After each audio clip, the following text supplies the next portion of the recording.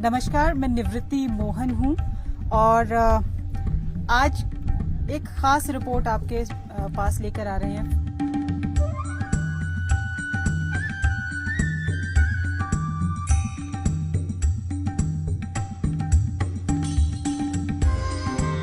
खास ये मेरे लिए इसलिए है क्योंकि मैं आज अपने होम टाउन में हूँ, शिमला में हूँ और जिस तरीके से आज मैं शिमला को देख रही हूँ, इस वक्त शिमला को देख रही हूँ, ऐसा मैं जब तक यहाँ रही, कई साल यहाँ रही, तब तक मैंने इस जगह को इस तरीके से नहीं देखा है। एकदम खाली, सुनसान। हालांकि आज बहुत सारी ढील दे दी गई है, कुछ लोग आपको यहाँ पर चहलकदमी करते हुए नजर आ भी रहे हैं, लेकिन ये लोकल लोग हैं और शिमला टूरिस्ट की जगह है, तो टूरिस्ट यहाँ पर बिल्कुल भी नहीं है।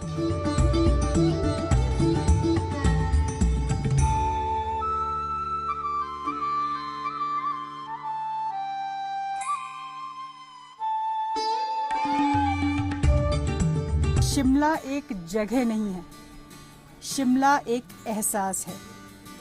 तो जो यहाँ पर रहने वाला व्यक्ति है वो इस बात को बहुत अच्छे तरीके से समझ सकता है और जो व्यक्ति शिमला में आता है घूमने के लिए वो इस एहसास को बखूबी पहचान कर अपने साथ लेकर भी जाता है। तो शिमला क्या है, कैसा है, इस पर बात करने के लिए हमारे साथ राजा भसीन साहब हैं, जो एक ऑथर हैं और उन्होंने शिमला की छोटी छोटी जो कहानियाँ हैं, जो अनसुनी कहानियाँ हैं, उनको लेकर बुक भी लिखी है, 18 किताबें वो लिख चुके हैं। उनसे भी बात करेंगे। वेलकम भसीन साहब। सर, सबसे पहले तो बताइए, क्या आपने शिमला को कभी ऐसा देखा? कभी नहीं। ऐसा शिमला मैंने कभी नहीं देखा जहाँ हम इस समय खड़े भी हैं, रिज मैदान के ऊपर। मेरे को इतना भी याद है कि जब मैं बहुत छोटा होता था, यहीं पे होता था कई बारी जब बर्फ़ पड़ी हुई होती थी और जब बर्फ़ को साफ़ किया जाता था और उसमें बीच में चैनल्स काटे जाते थे लोगों को पैदल चलने के लिए, हम उसके ऊपर झांक भी नहीं सकते थे, इतनी बर्फ़ पड़ी हुई होती थी। पर इतना सुनसान, इतना खाली, बस केवल जब वो इतनी बर्फ़ पड़ी हुई होती थी तब कभी कभी ऐसे लगता था कि ये शहर खाली है। ऐसे मौसम में इन दिनों में वो जो समय हुआ करता था सर, वो भी शायद यहाँ के लोकल लोगों के लिए घर में बैठने वाला समय होता है जब बर्फ गिरती है। टूरिस्ट उस वक्त भी मौजूद रहते हैं। टूरिस्ट तो उस वक्त, और ख़ास तौर पे टूरिस्ट जो बर्फ़ देखने आते हैं वो तो इसके लिए खास आते हैं। शिमला और टूरिस्ट दोनों को एक दूसरे से अलग नहीं किया जा सकता। इस वक्त जहाँ पर हम मौजूद हैं वो हार्ट ऑफ शिमला है, ये रिज मैदान है जहाँ पर अभी हम मौजूद हैं। क्या ये रिज मैदान पहले भी ऐसा ही दिखता था? क्या इसकी हिस्ट्री है? इसके पीछे की क्या कहानी है? ये राजा भसीन साहब बताएंगे हमें।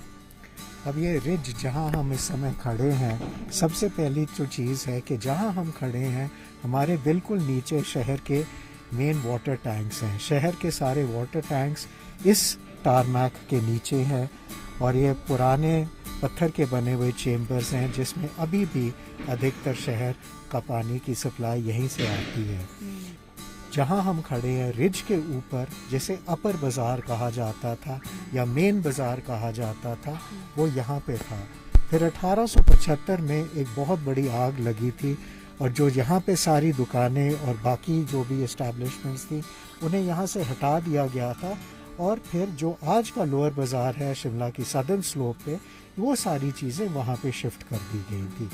उस समय से पहले का केवल एक इमारत खड़ी है, वो है जो ये चर्च है जो हमारे पीछे है मौजूद है।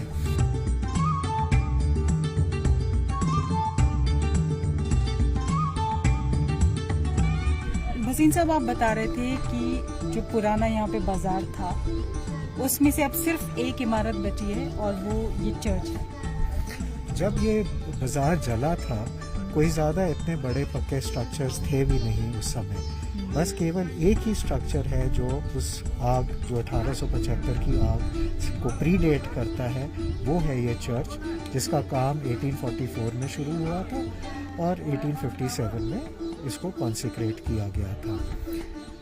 स्ट्रक्चर के हिसाब से सारी दुनिया में, हमारे अपने देश में कई चर्चेज हैं जो शायद इससे ज़्यादा सुंदर होंगे, पर एक हिस्टोरिकल सिग्निफिकेंस जो एक बिल्डिंग के साथ या जो एक इंस्टीट्यूशन के साथ जोड़ी जाती है, वो शायद इस चर्च में एक कम ही ऐसी इमारतें होंगी जिनमें इतनी ज़्यादा एसोसिएशनल वैल्यू होगी। इसमें एक बेसिक एग्जांपल, एक बेसिक चीज़ देखिए कि यहाँ पे जो 3 उस समय भारत के जो सबसे ज़्यादा पावरफुल लोग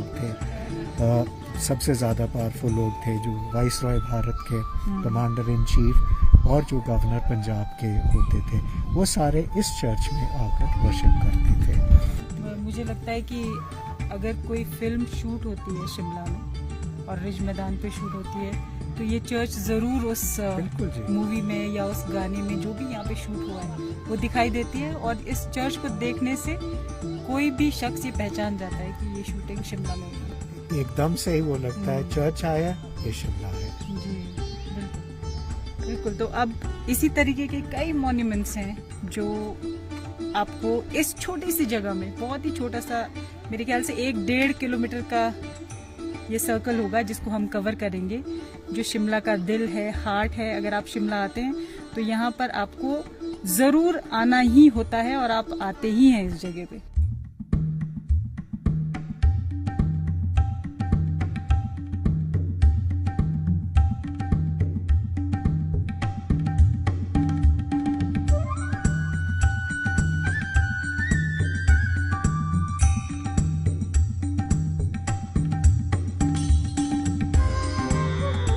शिमला में जब आप आते हैं तो आपने ये जगह भी देखी होगी और आपके ध्यान में भी होगी। ये टका बेंच है, सामने गांधी जी का स्टैचू है और ये बहुत ही प्रसिद्ध स्टेट लाइब्रेरी है यहाँ पर। इसके पीछे भी बहुत सारा इतिहास है। वो क्या इतिहास है, फिर से हम भसीन साहब के साथ चलेंगे, वो हमें बताएंगे। सर, सबसे पहले तो इस लाइब्रेरी के बारे में बताइए हमें, क्योंकि बहुत पुरानी लाइब्रेरी है। ये जो इमारत है इस लाइब्रेरी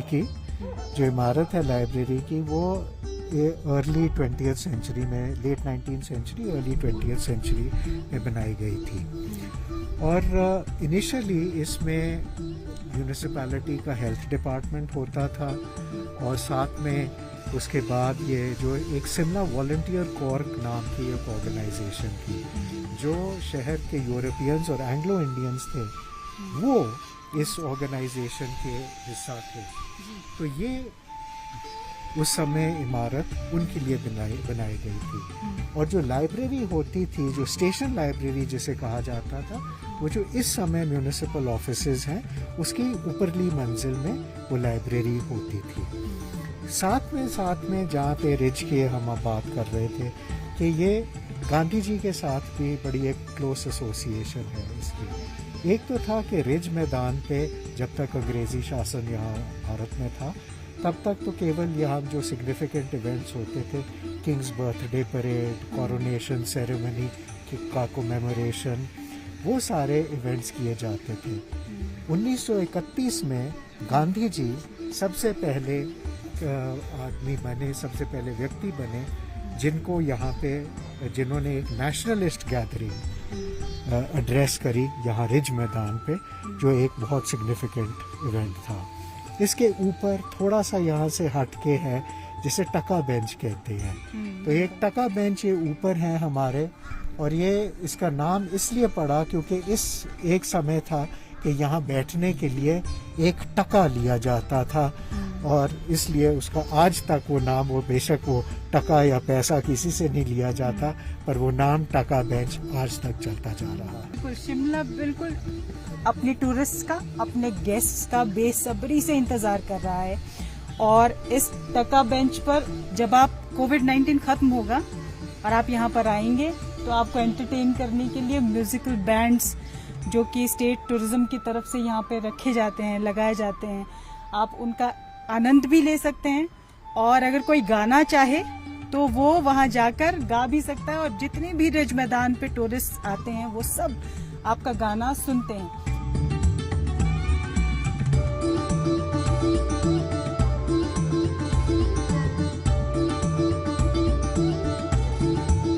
एक और मॉन्यूमेंट है।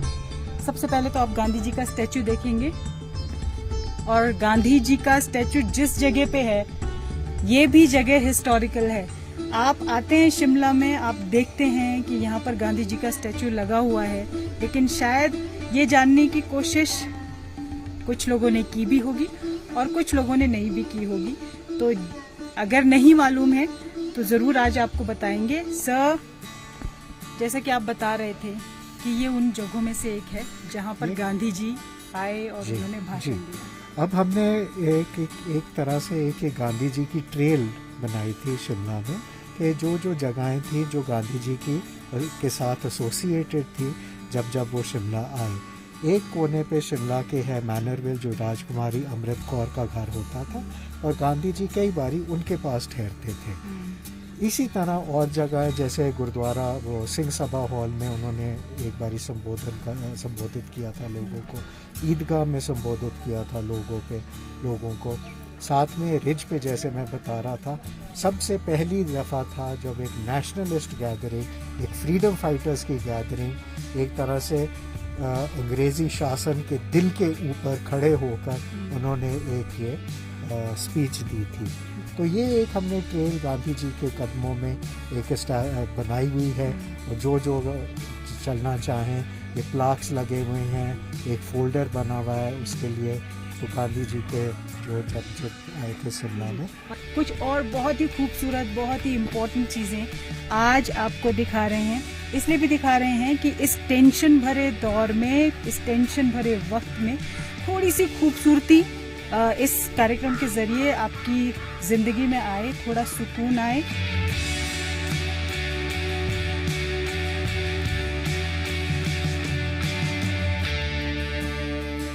और अब जहाँ पर हम हैं, आपने ज़रूर सुना होगा उस हिस्टोरिकल मॉन्यूमेंट ही कहेंगे इस बिल्डिंग के बारे में, जो शिमला में है। गेटी थिएटर इसको कहते हैं, और करीब 150 साल के आसपास पुरानी ये इमारत है। हालांकि कुछ पोर्शन इसका रेनोवेट भी किया गया है। भसीन साहब, सबसे पहले तो बताएं कि बहुत बड़े बड़े नाम भी इस थिएटर से जुड़े हुए हैं। शुरू करते हैं कि बनी कैसे बिल्डिंग और क्या क्या होता रहा यहाँ पे। समझो कि 19वीं शताब्दी के जो ख़त्म होते हुए साल थे, शिमला एक बहुत बड़ी कंस्ट्रक्शन साइट की तरह थी। बहुत जगह पे बड़ी बड़ी इमारतें बनाई जा रही थी, कई इमारतें बनाई जा रही थी। उनमें से एक इमारत थी जो पुराना टाउन हॉल कहलाता था। उस समय पे हेनरी अर्विन जो आर्किटेक्ट थे, वो एक वाइसरॉय लॉज को भी बना रहे थे, और उसी समय पे ये टाउन हॉल की भी बिल्डिंग बना रहे थे। अब ये होना ही था कि जो वाइसरॉय का घर था, सारी अटेंशन उस पर फोकस्ड होगी। तो एक रिज़ल्ट हुआ कि जो ये टाउन हॉल था, इतना अच्छा पत्थर इस पे नहीं इस्तेमाल किया गया, क्योंकि एक तो अच्छी क्वालिटी का पत्थर इतना था ही नहीं कि वो सारा जो अच्छा था वहाँ चला गया, जो इतना अच्छा था नहीं था वो यहाँ आ गया। और 1887 में जब ये बिल्डिंग कंप्लीट हुई थी, उसके थोड़े बनने के बाद ही इसके ऊपर के हिस्से में क्रैक्स आने लग पड़े। ये अपने वजन के ही की वजह से ये क्रैक होने लग पड़े और ये बिल्डिंग में सेटलिंग आने लग पड़ी। ग्रेजुअली छोटे छोटे टुकड़े इसके तोड़े गए। फिर 1911 में जहाँ ये कंक्रीट का बैंड आप देख रहे हैं, जहाँ आप ये कंक्रीट का बैंड देख रहे हैं, इस लेवल तक इस सारी बिल्डिंग पे जो इसके ऊपर था ये तोड़ दिया गया था और इसे डिसमेंटल कर दिया। ये 1911 में जी। और जो अब भी आप देखते हैं इसके जो नीचे है ये सारा 19वीं शताब्दी का है। जो ये आप सब कुछ देख रहे हैं ये 21वीं शताब्दी का है। जो इसके नीचे के हिस्से में है जो आज भी है उस थिएटर को कभी कुछ नहीं हुआ, ना उसमें डेमोलिशन हुई, ना उसमें कोई डिस्ट्रक्शन हुई। वो थिएटर हमेशा चलता रहा। और जो वो थिएटर आपको जरूर याद होगा, अगर जो मूवी है गदर मूवी है सनी देओल की, उसमें गाना फिल्माया गया है। वो गाना गेटी थिएटर के उसी हॉल के अंदर फिल्माया गया है। भारतीय संदर्भ में जो 2-3 चीज़ें हैं कि जो हम कहेंगे एक तरह से perhaps the first superstar of singing K L. Saigal, उनकी सबसे पहली पब्लिक परफॉर्मेंस उन्होंने इस हॉल में दी थी, गेटी के हॉल में दी थी। उसके बाद कई और आए, फॉर एग्जांपल आप ले लीजिए, अनुपम खेर ने भी यहाँ पे एक्ट करा जब वो शिमला में रहते थे। इस तरह से कई नाम हैं जो इस हॉल के साथ, इस थिएटर के साथ, इस इमारत के साथ जुड़े हुए हैं, जो आज भी हम कहेंगे बहुत बड़ी शख्सियत है अपने फील्ड में। और आज भी जो लोग ड्रामा से जुड़े हुए हैं, जो लोग भी प्लेस थिएटर से जुड़े हुए हैं, उनका शिमला के अंदर तो उनका मक्का है ये। वो यहाँ पे आते हैं, यहाँ पे अपनी प्लेस परफॉर्म करते हैं। तो अगर थिएटर को एज आर्ट के तौर पर देखें तो ये यहाँ पर आपको शिमला के थिएटर का सेंटर है।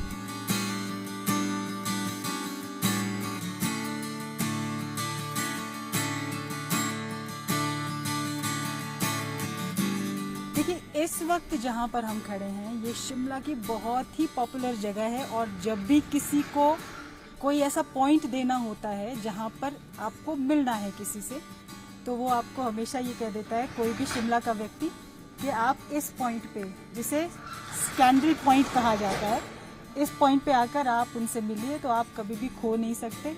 आपको कोई भी यहाँ पर लोकेट कर लेगा बड़ी आसानी से। लेकिन इसके पीछे भी बहुत सारी इंटरेस्टिंग कहानियाँ हैं। सबसे पहले तो आपको बताते हैं, नीचे मॉल है और ऊपर पॉपुलर रिज मैदान है। नीचे शिमला का बहुत ही पॉपुलर मॉल रोड है, और दूसरी तरफ कालीबाड़ी का मंदिर का रास्ता जाता है, और नीचे की तरफ कमांड का रास्ता जाता है। तो ये चार जगहों को, चार पॉपुलर जगहों को ये पॉइंट जोड़ता है। तो इस स्कैंडल पॉइंट के पीछे भी कई सारी कहानियां हैं। सबसे इंटरेस्टिंग एक कहानी है, वो कितनी झूठ है या कितनी सच है ये तो भसीन साहब हमको बताएंगे, लेकिन वैसे मैं आपको कहानी बता देती हूँ जो हम बचपन से सुनते आए हैं। वो कहानी ये है कि ये वो पॉइंट था जहाँ पर उस वक्त के वाइसरॉय की बेटी को पटियाला के राजा भगा कर ले गए थे। तो उस वक्त से ये पहला स्कैंडल, कहते हैं शिमला का कोई पहला इस तरीके का स्कैंडल था, इसलिए इस जगह को स्कैंडल पॉइंट बोला गया। ये कहानी सबसे ज्यादा प्रचलित है।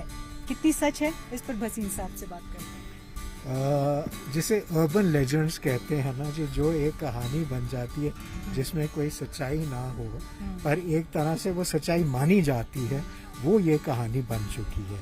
सबसे पहली चीज़ है कि जो ये स्कैंडल पॉइंट का जो ये फ्रेज़ है, जो ये शब्द का है, ये जब तक ज़्यादातर भारत, जब तक हमारी आज़ादी नहीं आई थी, इसका यूज़ भी बहुत कम हुआ था, एक जगह में कहीं ये मिलता है।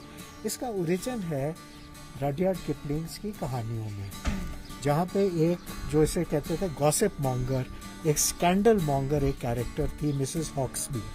मिसेस हॉक्सबी यहाँ पे आती थी, जो एक फिक्टिशियस कैरेक्टर थी, और यहाँ पे जो जो उनके आसपास लटके हुए लोग होते थे, वो सारी अपने शहर की जो मिर्च मसाले की कहानियाँ थी वो यहाँ पे उन्हें सुनाती थी। It is pure fiction.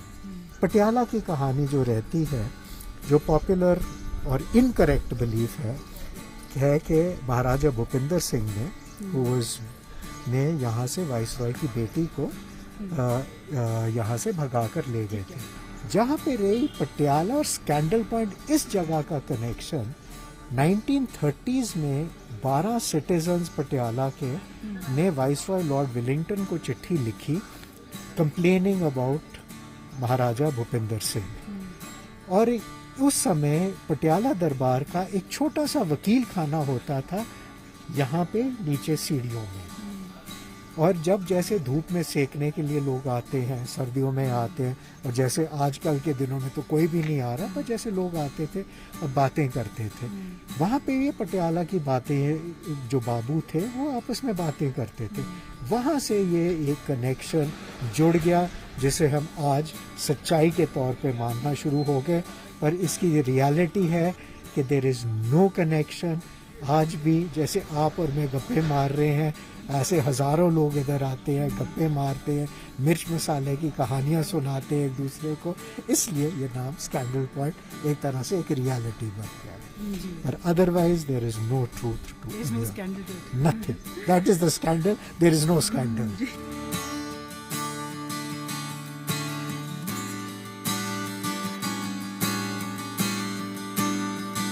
Shimla के प्रसिद्ध मॉल रोड के बारे में आपने ज़रूर सुना होगा और उसी मॉल रोड पर हम इस वक्त मौजूद हैं और एक बहुत ही खूबसूरत इमारत है शिमला म्यूनिसिपल कॉरपोरेशन की।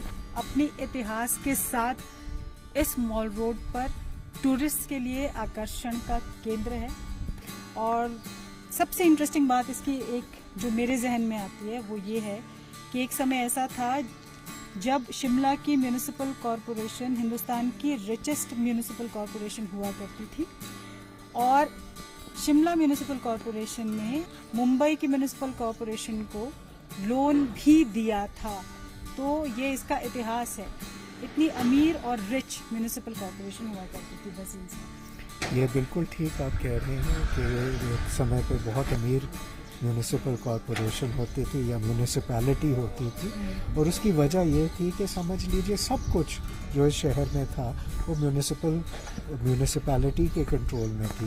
पानी और बहुत ज़रूरी बिजली भी म्यूनिसिपैलिटी के कंट्रोल में होती थी, सारी आमदन उसकी आती थी और इतना था कि ये म्यूनिसिपल कॉरपोरेशन या म्यूनिसिपैलिटी जो उन दिनों में होती थी अपने आप उसके अपनी जगहों से अपने हीटर बॉयलर्स वो लोगों को किराए पे देती थी या बेचती थी।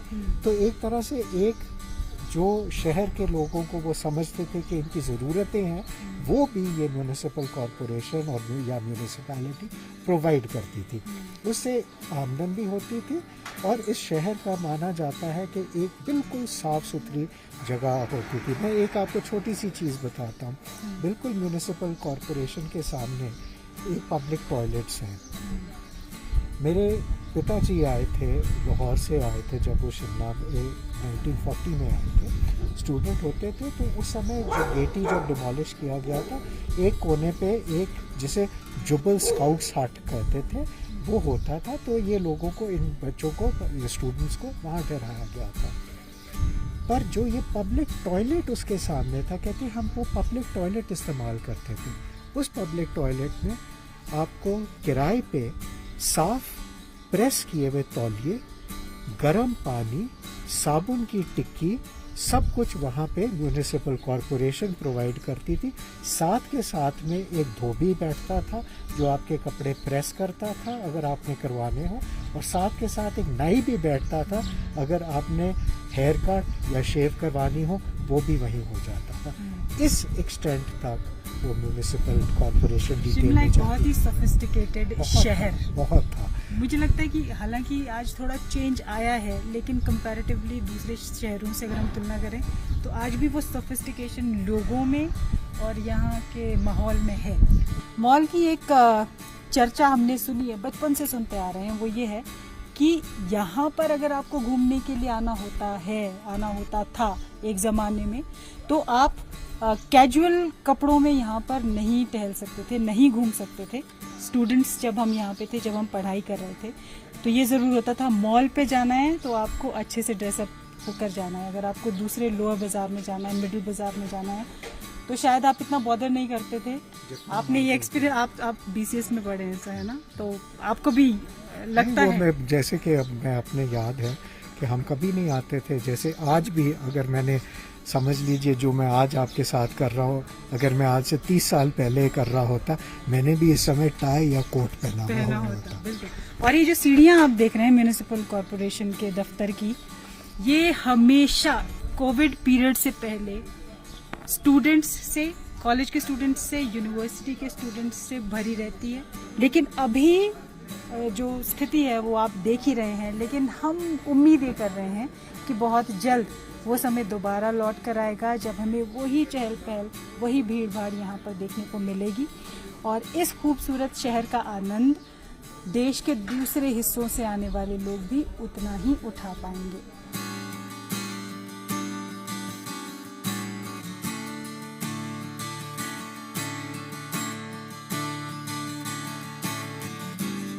हिस्टोरिकल इमारत है शिमला म्यूनिसिपल कॉरपोरेशन की और जब हम यहाँ तक आ ही गए हैं तो कोविड को फाइट करने के लिए क्या क्या एफर्ट्स इनकी तरफ से किए जा रहे हैं इस पर भी हम बात कर ही लेते हैं। जो ऑफिशियल हमें अंदर मिलेंगे उनसे बात करने की कोशिश करेंगे। आइए चलते हैं। Joint commissioner municipal corporation Shimla Ajit Bhardwaj ji के पास है। नमस्कार सर। सबसे पहले तो हम आपसे जानना चाहेंगे कि कोविड को फाइट करने के लिए आपकी तरफ से क्या क्या प्रयास किए जा रहे हैं? जैसे ही कोविड का संक्रमण भारत में शुरू हुआ, उससे हमने बहुत पहले ही यहाँ पर लोगों को जागरूक करने का एक अभियान चलाया था।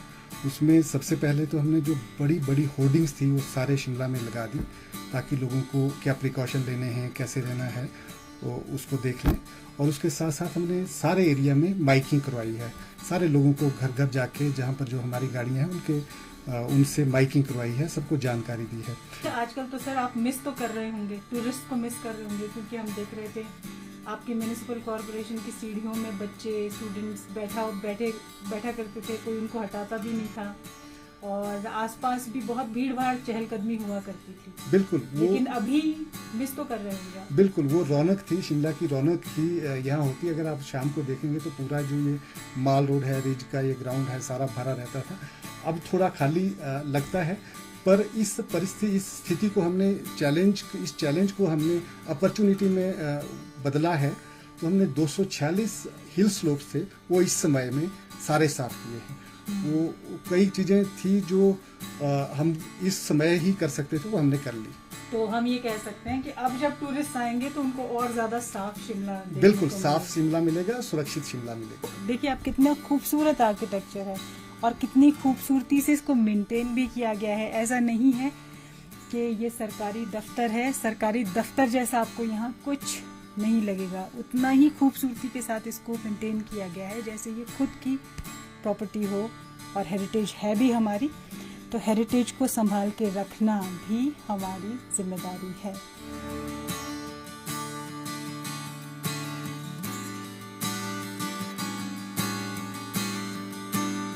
पहाड़ों की रानी शिमला आपसे ये कह रही है कि इस वक्त थोड़ा मुश्किल है, इसलिए मैं समझ सकती हूँ कि आप मेरे पास नहीं आ सकते, लेकिन मेरी खुशी, मेरी चहल पहल, मेरी हंसी आप ही से है, और मैं आप सबका इंतज़ार कर रही हूँ उस नए वक्त में जब ये समय समाप्त होगा और आप फिर से शिमला के आगोश में आएंगे, समाएंगे, इसकी हसीन वादियों को एंजॉय करेंगे। निवृत्ति मोहन, जी मीडिया।